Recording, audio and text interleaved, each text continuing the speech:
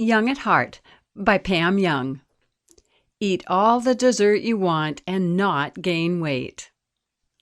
Have you ever had a sugar plum? I haven't either, but I wanted to know what one was, so I Googled what is a sugar plum, and I found out that it's actually dried plum in a hard candy shell, probably something like an M&M, only with a piece of plum inside instead of chocolate. Yuck! Even though I now know what one is and would not want one, I still like the line in Clement Moore's "'Twas the Night Before Christmas." The children were nestled all snug in their beds, while visions of sugar plums danced in their heads. To lead you into my idea of how to eat all the desserts you want and not gain an ounce.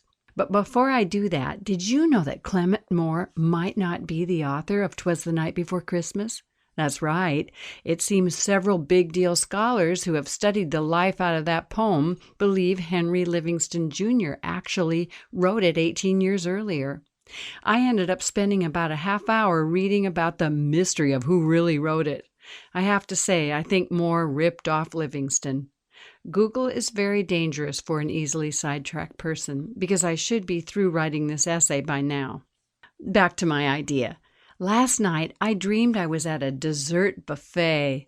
The table was about the size of a king-size bed, and in the center was a huge wedding cake about 5 feet high made of rich chocolate and frosted with fluffy chocolate frosting.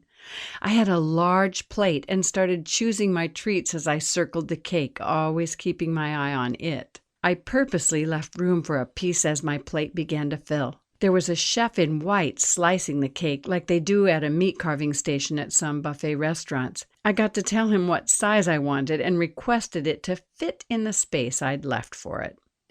In my dream, I ate everything on the plate and went back for more cake because it was so delicious. I can't say this was a completely delightful dream because it was laced with guilt at what I was eating.